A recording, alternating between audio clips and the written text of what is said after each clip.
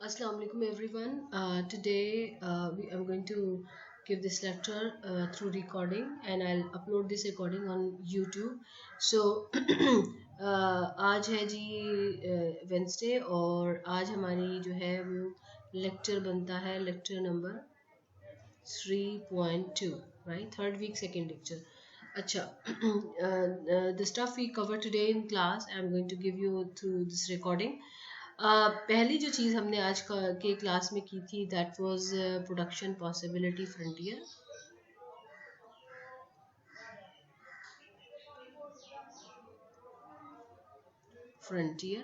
ठीक है जी. And this is the last topic from the introductory chapters and then we will start with supply and demand. That is the micro theory. So basically we will be starting micro theory and that chapter is supply and demand which we'll do और उसके बाद फिर और chapters and then. तो आज की class के लिए हमारा ये एजेंडा है. So starting with the concept of here. इसमें तीन वर्ड्स हैं, प्रोडक्शन है, पॉसिबिलिटी है और फ्रंटियर है. प्रोडक्शन का मतलब है this concept must have been related to production. Possibilities का मतलब है these must be containing the possible values and frontier का मतलब है something which represents the maximum because frontier you can not go beyond the frontier. तो किस चीज़ की फ्रंटियर, किस चीज़ की पॉसिबिलिटी? Definitely it's productions. तो if you remember from the last lecture that we were talking about that how economics work, so we started with unlimited wants, scarce resources and finally choice and then production. तो फिर production takes place like land, labor, capital and entrepreneur, and then the questions of what to produce and how to produce and for whom to produce, and these questions were answered by economic system which were capital economy and socialism, communism and mixed economy and traditional economy. तो ये भी जो concept है ये production related है. तो production possibility frontier. So assume करें sources, ठीक है, completely and efficiently.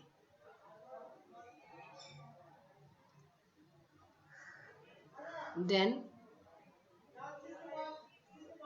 Maximum production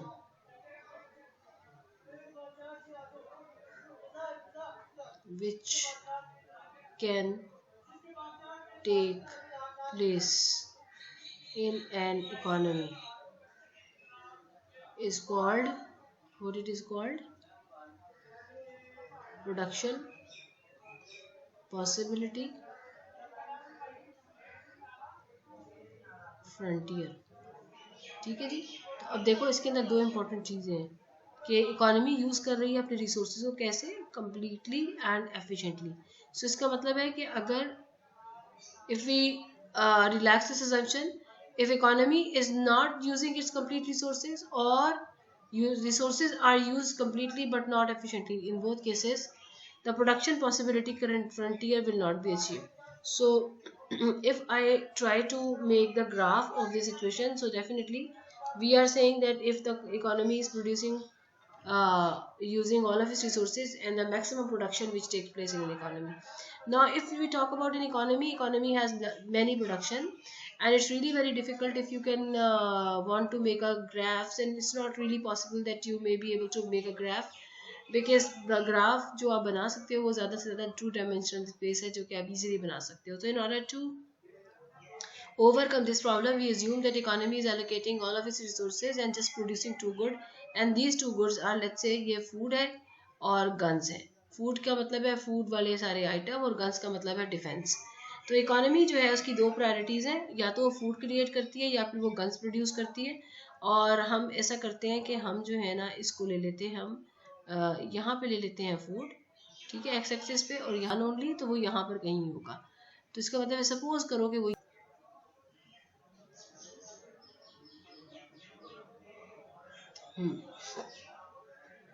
तो क्या नज़र आया, ये है production possibility frontier. Okay, if you talk about this point this is called all guns. If you talk about this point it is all food. Okay, what this point is, what is happening here, this is a point inside the curve. Two things happening here, either resources are या तो efficiently utilise नहीं है या fully utilise नहीं है, तो you will be ending up this point. ये इस पे जितने भी पॉइंट्स हैं वो सारे के सारे क्या बताते हैं, फुली एंड कम्प्लीटली एफिशिएंटली। ये वाला जो पॉइंट है, ये वाला पॉइंट ये पॉसिबल नहीं है। और ये जो लाइन है, ये जो पॉइंट है ये वाला, ये क्या कहता है, ये कहता है 50% रिसोर्सेज जो है वो फूड पर इस्तेमाल हुए हैं, 50 जो है गन्स पे, राइट। इसका मतलब है ऑल रिसोर्सेज ऑन गन, इसका मतलब है all resources on food. Suppose करो economy think of producing some food and let's say they picked up कि वो इतना फूड यूज करेंगे। Now they are allocating some of the resources from food since they already were utilizing all of resources in guns.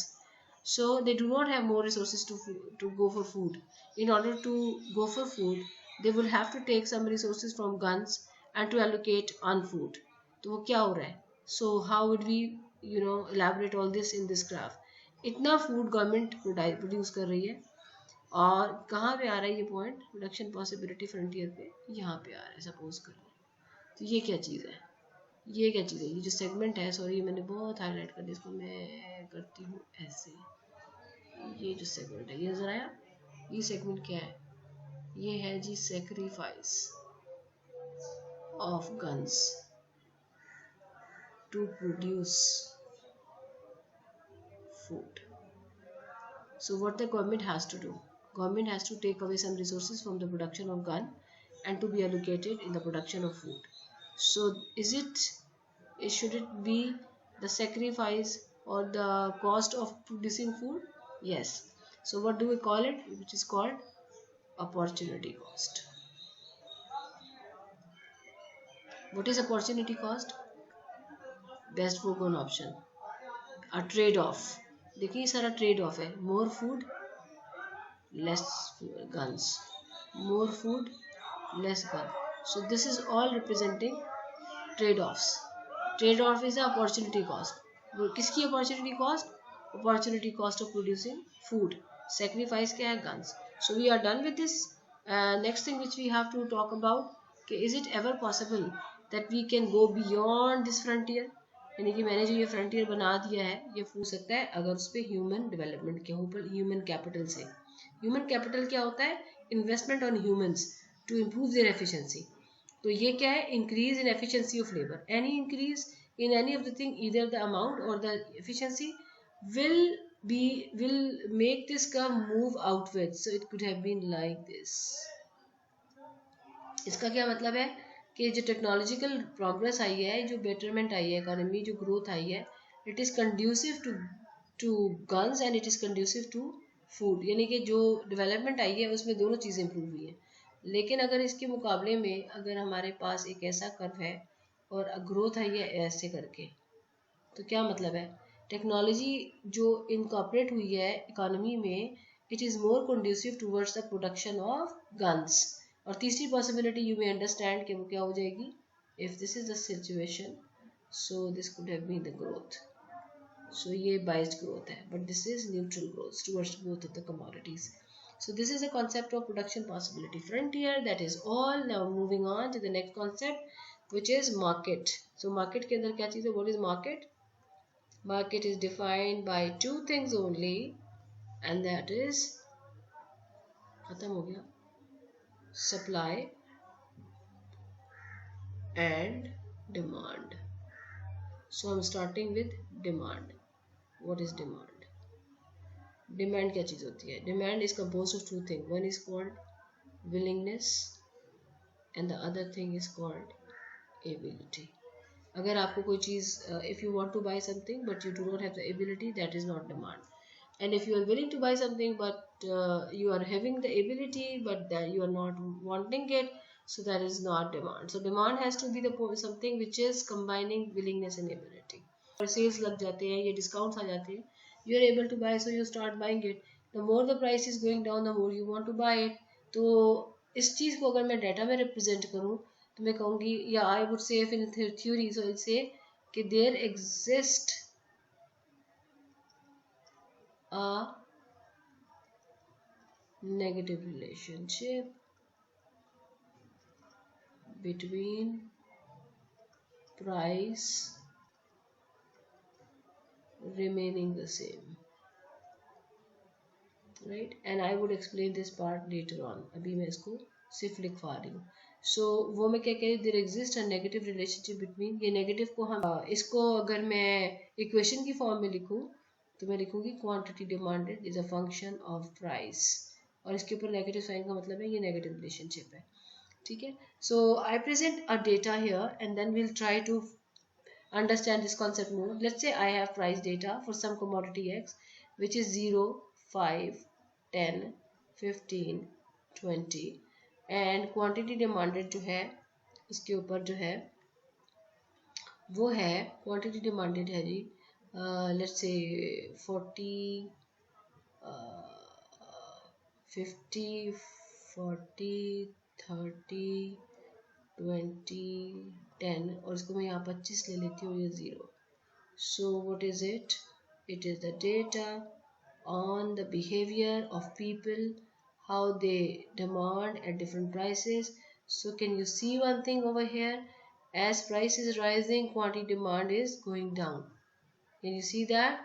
So this shows a negative relationship. So this statement that the negative relationship between price and quantity demand, ये जो मैंने लिखा है ये क्या चीज़ है? It is called law of demand. ठीक है. डिमांड का क्या मतलब है? Willingness and ability. ये देखो पहला कॉन्सेप्ट है demand which is willingness and ability. And law of demand का क्या मतलब है? The negative relationship between prices and quantity demanded when other things remaining the same. ठीक है जी. और इसी बात को हम इस तरह इंग्लिश में भी लिख सकते हैं जैसे ये मैंने लिखा. इसी बात को हम इस इक्वेशन में भी लिख सकते हैं और इसी बात को हम इस डेटा से रिप्रेजेंट भी कर सकते हैं और इसी बात पे हम इसका ग्राफ भी बना सकते हैं. So let's make a graph. Here I will take price which is independent variable on x-axis and quantity demand on y-axis. What is the first number of price? It is 0. Price कहाँ 0 है? वो यहाँ पे 0 है. And what is corresponding quantity demand is 50. पहले मैं scaling कर लेती हूँ. ठीक है. So 0, 5, 10, 15, 20, 25. 0, 5, 10, 15, 20 and 25. ये क्या है? 10, 20, 30, 40, 50. So let's go for the first point. 0 and 50. Here we go. This is 0 and 50. Let's call it A. ये है point A. Let's call it B. Let's call it C. Let's call it D. ये हो गया D. D कहाँ पे आ गया? ये रहा D. D, E और F. So 8.05. What is it? It is called demand curve. ये curve तो नहीं है, तो line है. Why we call it curve? क्योंकि जो राइट वाला डिमांड कर्व होता है इसकी ये शेप नहीं होती, इसकी ये शेप होती है. इसकी रीज़न क्या होती है? रीज़न होती है डिमिनिशिंग मार्जिनल यूटिलिटी थ्योरी. और वो होती क्या है? इसके लिए आपको करना पड़ेगा वेट थोड़ा सा, बट ये शेप होती है, इसको कर्व कहते हैं. बट अभी आसानी के लिए we are making a straight line, we trying to make it clear to you कि व्हाट इज दिस कॉन्सेप्ट. ठीक है जी. आगे चलते हैं.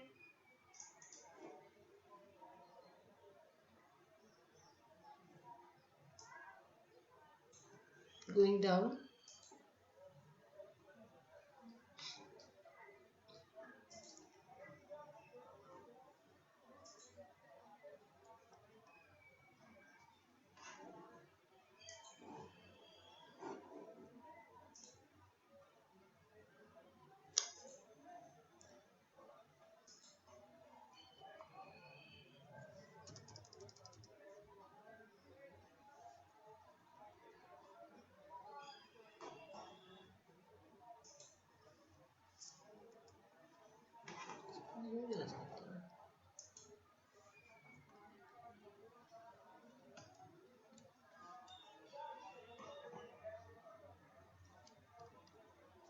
Okay.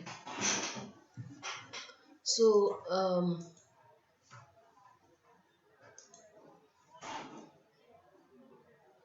if I want to so we talked about demand curve, demand law, data, demand, this is demand schedule, this is demand curve, this is demand की theory, law of demand and all. ठीक है. तो यही आज हमने class में किया था। और इसके बाद जो चीज़ें हैं, हाँ एक चीज़ और थी, हमने इसमें एक और काम किया था कि what is this, this one is, price is increasing and what is happening, quantity demand is decreasing. So how much price has gone up? 0 से 5, तो how much change? 5 unit increase हुई है. How much change in quantity demand has taken place? 50 से 40. तो हम इसको कैसे लिखते हैं? चेंज इन प्राइस को हम लिखते हैं डेल्टा पी, और वो क्या है? 5 माइनस 0 एंड इट इज 5. ठीक है. और क्वांटिटी डिमांड में चेंज को लिखते हैं चेंज इन क्वांटिटी डिमांड, और वो क्या है? क्योंकि आप 5 माइनस 0 लिख रहे हो तो यहाँ पे भी आप 40 माइनस 50 लिखोगे. So you practically right 40 minus 50. Answer क्या आया? -10. So when the price is increase by 5 units, the quantity demanded is decrease by 10 units. अगर मैं इसको रेशियो में लिख लूँ, delta Q D over delta P, तो will I right -10 over 5 and I'll write -2 over 1, or I'll write -2. It is called slope of demand function. आप इन दोनों points की बजाय ये दोनों पॉइंट्स लोगे तब भी यही आएगी. अच्छा, एक और बात, अगर आप सपोज करो कि कोई से दो आर्बिट्रेरी पॉइंट कंसेक्यूटिव नहीं लेते, सपोज आप ये दोनों ले लेते हो, तो आपके पास प्राइस में चेंज कितना है? डेल्टा पी कितना है? 10 माइनस 0. और डेल्टा क्यू डी कितना है? 30 minus 50.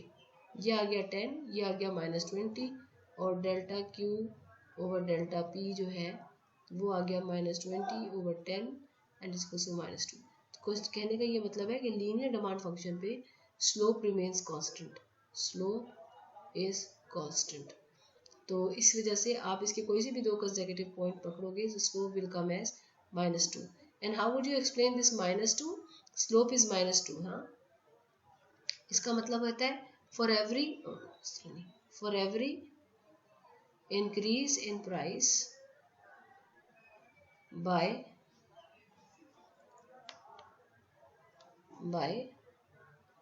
1 unit, quantity demand decrease by कितने यूनिट? 2 यूनिट्स. ये इसकी एक्सप्लेनेशन है. ठीक है जी. जो स्लोप है उसकी एक्सप्लेनेशन होती है जो मैंने अभी यहाँ पे आपको बताई है. तो that is all for today's lecture, और इंशाल्लाह we'll continue from demand analysis further in the next class. Thank you.